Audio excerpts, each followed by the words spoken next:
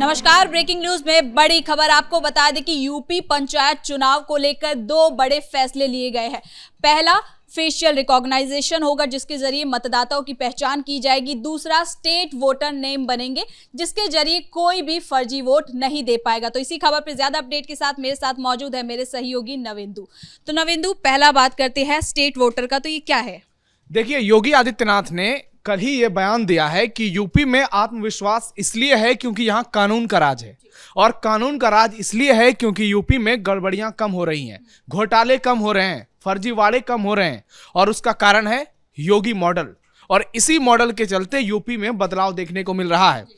अभी विधानसभा चुनाव में वक्त है, लेकिन उससे पहले पंचायत चुनाव होने वाले हैं, और विधानसभा चुनाव की तैयारियों को दुरुस्त करने के लिए वो सारे तरकीब पंचायत चुनाव में इस्तेमाल किए जाने लगे हैं। और उसी को लेकर के दो बड़ा फैसला किया गया है, जो आपने बताया कि एक स्टेट वोटर नंबर और दूसरा चेहरे की पहचान। तो पहले बात करते हैं स्टेट वोटर नंबर की।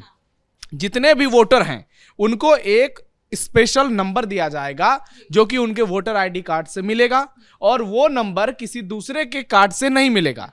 यानी अगर कोई व्यक्ति फर्जीवाड़ा करने की कोशिश करता है तो वो पूरी तरह से नाकाम हो जाएगा।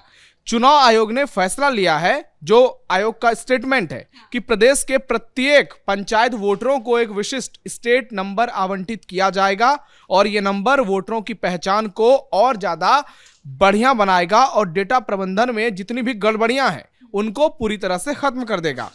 इससे एक ही व्यक्ति का नाम दो अलग अलग क्षेत्रों की सूची में होने जैसी समस्याओं का समाधान हो सकेगा। कई बार ऐसा होता है कि लोगों की जो वोटर लिस्ट में नाम होते हैं वो एक जगह भी होते हैं, वो दूसरी जगह भी होते हैं, और इसी के लिए एसआईआर भी कराया गया। एसआईआर के बाद आप देखिए कि किस तरह से बड़े पैमाने पर फर्जी वोटरों के नाम कटे हैं, और उसके बाद भी सरकार इस पैमाने पर बड़े फैसले ले रही है। इससे आप समझ सकते हैं कि फर्जीवाड़े को पूरी तरह से रोक ही देना है।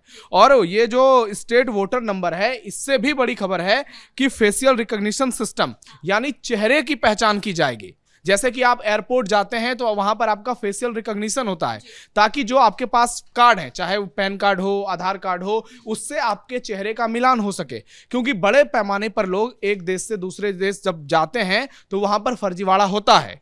बड़े बड़े अपराधी भी अगर उनको किसी देश में जाना होता है तो वो किसी तीसरे देश का इस्तेमाल करके एयरपोर्ट के द्वारा उस देश में घुसने की कोशिश करते हैं।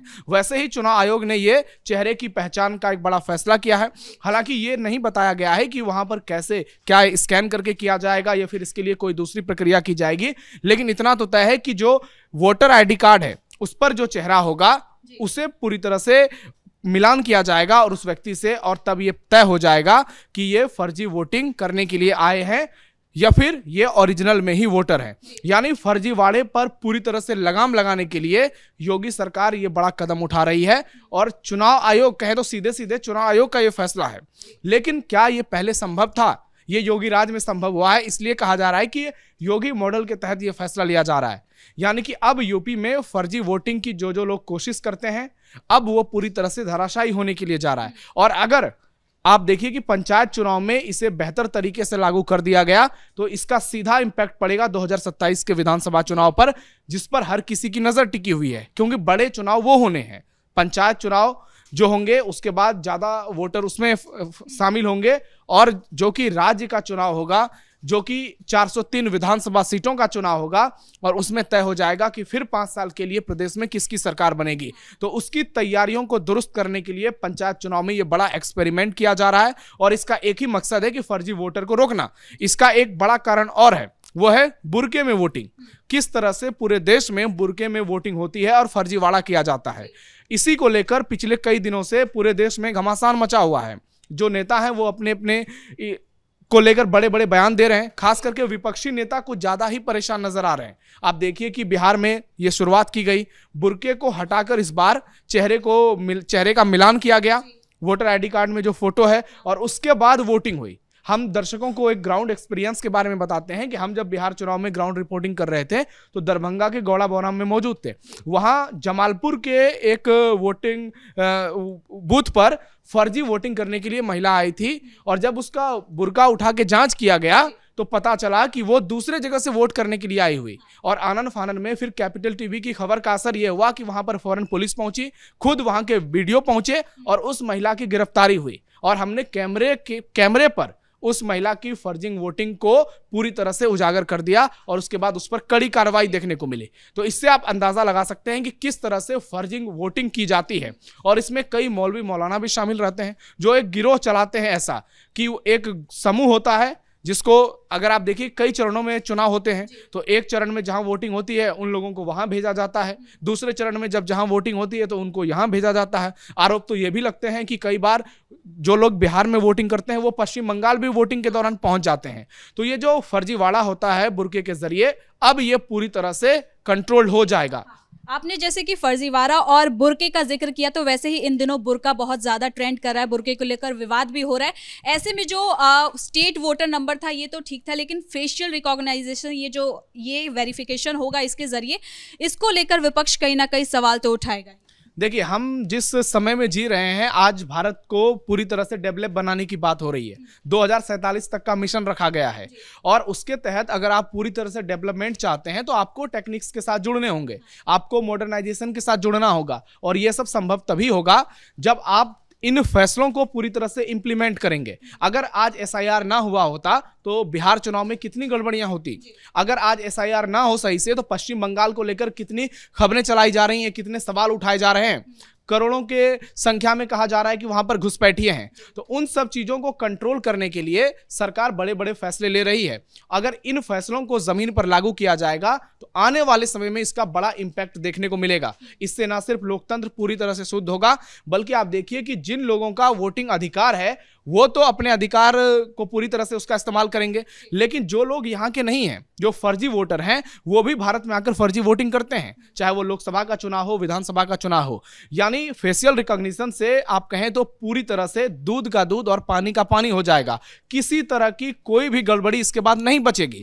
यानी चेहरे से जब वोटर आईडी कार्ड का मिलान हो जाएगा तो इसके बाद कोई ऑप्शन नहीं बचेगा। और आप देखिएगा जैसे ही ये फैसला, अभी तो फैसला सुना दिया गया है, अब इसे सुनकर ही जो फर्जी वोटिंग करने वाले लोग हैं उनके होश उड़ गए होंगे, क्योंकि वो वहां तक जाएंगे ही नहीं। जैसे एयरपोर्ट में कैसी स्थिति होती है कि जिन लोगों के फर्जी पासपोर्ट होते हैं उनको ट्रैवल करने में बहुत डर होता है, बहुत रिस्क लेकर वो जाते हैं और ज्यादा से ज्यादा मामलों में उनकी गिरफ्तारी हो जाती है। वैसे ही अब ऐसे लोगों का बूथ पर पहुंचना बहुत मुश्किल हो जाएगा जो फर्जी वोटिंग को अंजाम देते हैं। और इस पूरे गिरोह पे कहें तो एक तरह से शिकंजा कसा जाएगा, चाहे वो केरल में हो, जम्मू कश्मीर में हो, बिहार में हो या फिर उड़ीसा में हो, हर तरफ के लिए यह फैसला सुनाया गया है। लेकिन अभी फिलहाल एसआईआर देश के 12 राज्यों में हो रहा है, उसके बाद आप देखिएगा कि कई और राज्यों में होगा। और एसआईआर के बाद जिस तरह से वोटर लिस्ट में शुद्धिकरण हो रहा है, आप यूपी की ही बात कर लीजिए, 90,76,000 डुप्लीकेट वोटर हटाए जाएंगे। यह सिर्फ पंचायत चुनाव से पहले हो रहा है।